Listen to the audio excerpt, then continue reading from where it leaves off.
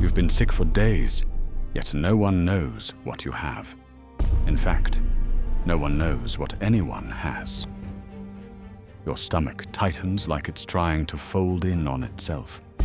Your skin burns, but you're freezing. Your sweat smells wrong. Your village healer says it's bad air. Your cousin swears it's a curse.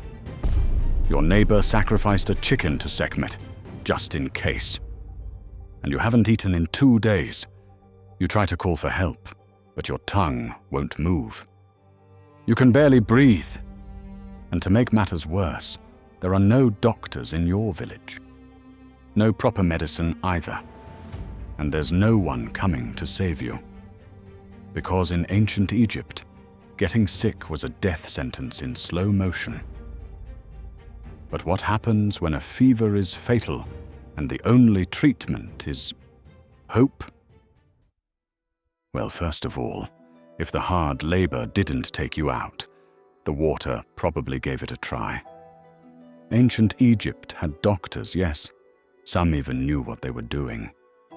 But without germ theory or microscopes, most of medicine was a combination of tradition, guesswork, and feelings.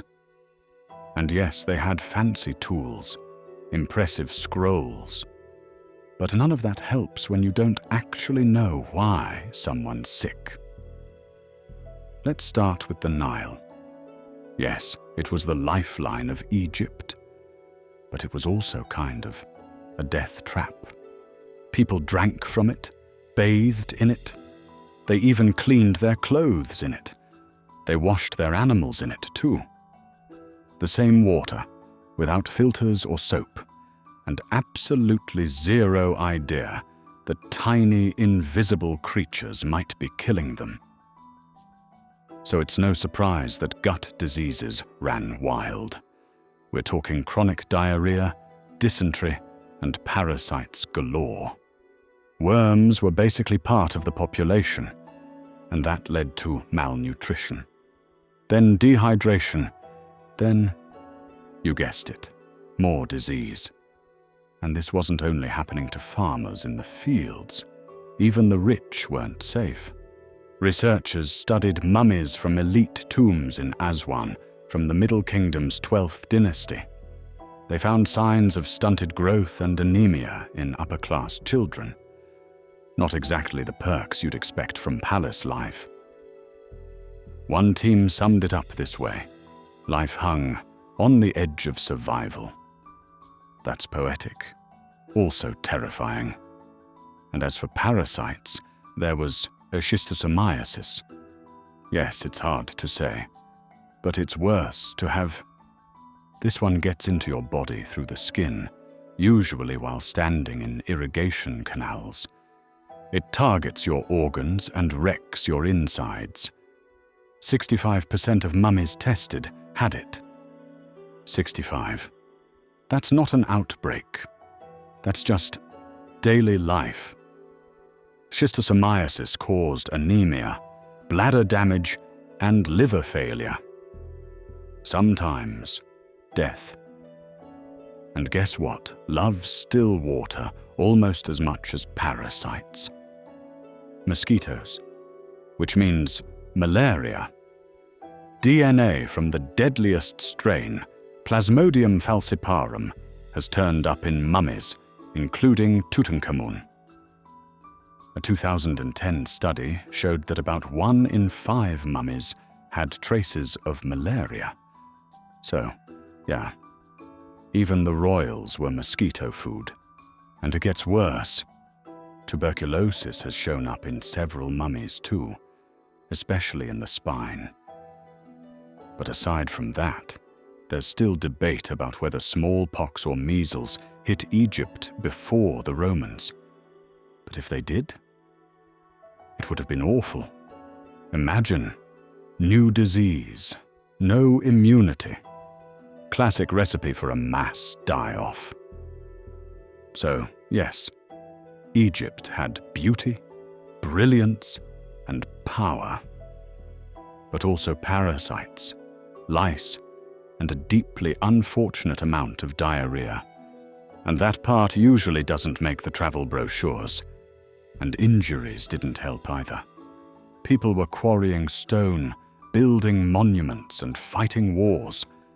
That all adds up to broken bones, arthritis, and infected wounds. Again, they didn't have modern-day antibiotics or antiseptics back then. You faced whatever you got with courage and prayer. However, even a simple cut could turn into a death sentence. And death by infection was pretty slow, very painful. Your body rotted from the inside while everyone stood by, helpless.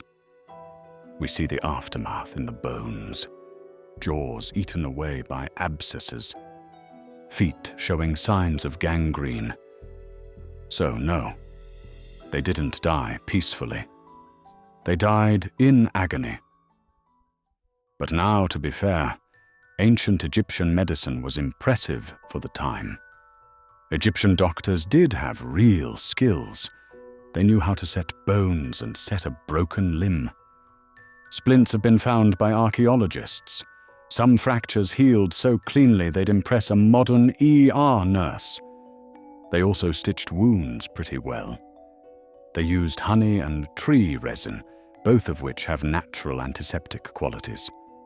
It's not like modern-day versions, but it worked well back in the day. And as for pain relief, they used willow bark as a painkiller and antipyretic, which has the same active compound as aspirin. And for the serious stuff, opium. Yes, ancient Egypt was handing out opioids long before Big Pharma. But that's where the good news ends. Because once the infection got deep, or if the illness was internal, they hit a wall. And that's when things got weird. You'd see treatments like animal dung, crocodile droppings, and lizard blood being mixed into herbal pastes. Why, you ask? Well, sometimes it was symbolism. Other times it was just hope. The problem is, most of these remedies introduced more bacteria. So the treatment often made things worse. Again, they didn't know about microbes. So they blamed what they could see or imagine. To ancient Egyptians, sickness came from spirits, demons, angry gods, curses. A doctor might chant, "Begone, poison, come out of his limbs," while rubbing in a poultice that smelled like something had died in it. Because something probably did. And again, we know this because they wrote it all down. The Ebers Papyrus, dated around 1550 BC, is a massive scroll packed with remedies. Some are weirdly effective. Honey for coughs, castor oil to get things moving, but others, less so. Powdered mummy, blood of a lizard. Again, symbolism. Another text, the Edwin Smith Papyrus, actually shows real medical thinking.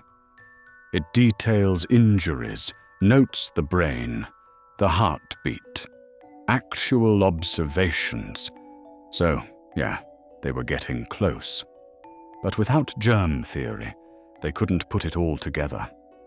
So, they did what humans always do when answers are scarce. They guessed, they prayed, they tried whatever was on hand. And if you got sick and lived in a city, maybe you saw a trained physician priest. But if you were out in a small village, your healer might have been a midwife, a neighbor, your mother. And often, that wasn't enough. Most children didn't make it to adulthood. Best estimates say nearly half died young, many before turning 5. The causes were everywhere: infections, birth injuries, bad water, bad air. A dirty blade used to cut the umbilical cord could give a newborn tetanus. And again, without antibiotics, No chance. No vaccines, no incubators, no NICUs. The cemeteries tell the truth. Child skeletons stack up, especially between ages 1 and 5. That's a heartbreaking pattern indeed. But hey, parents knew the odds. They wore amulets of Taweret, the hippo-headed goddess of childbirth, or Bez, the dwarf god who protected babies with his wild hair and fierce face. But no charm could change biology. Many mothers buried more than one child. And childbirth didn't just threaten the baby. Mothers were in danger too, every single time. There was no surgery, no C-sections, no blood transfusions. Obstructed labor? Breech position? Twins? That could be it. For the baby. For the mother? For both. One case says it all. Archaeologists found a young woman, buried around 1750 BC, fetus still inside her. She died in labor. The baby never made it out. A bioarchaeologist put it bluntly. Childbirth was precarious, and maternal mortality was something people faced all the time. So yeah, this too was part of life. Modern estimates put the maternal death rate at 1 in 10 to 1 in 20 pregnancies, and women didn't stop at 1 or 2 births. 12 was common. So do the math. It's unpleasant. And if you did make it past childbirth, life was still hard. By 30, most people had joint pain and arthritis from work and malnutrition. Intestinal worms caused cramps and weakness. Almost everyone had dental problems. And we're not just talking about cavities here. No, full-blown pulp exposure. You see, their bread was stone ground. That meant sand found its way into the flour, which meant teeth ground down like sandpaper. Some skeletons were discovered with jaws that look like Swiss cheese, fully riddled with damage. One museum puts it bluntly. The sand in their bread wore down the enamel, which led to abscesses. And the worst part is that they had no way to fix it. The Ebers Papyrus suggests packing a cavity with herbs, which sounds more like wishful thinking than relief. But hey, sure, a few people lived long lives. Ramses II made it to around 90. But his body paid the price. Arthritis, clogged arteries, rotting teeth, you name it. He was the exception. As mentioned earlier, most were old by 30 to 40. So, if you had a strong body, a little luck, and avoided accidents, you just might make it. There was no margin for error back then. One misstep, and it could be over. So, in the end, do you still think you could have survived back then? After all, a scratch could doom you, and childbirth was a coin toss with death itself. Yes, the ancient Egyptians mastered stone, but they never saw the enemy under their skin.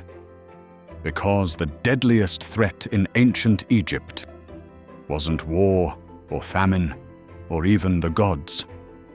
It was being alive in a body they didn't yet understand,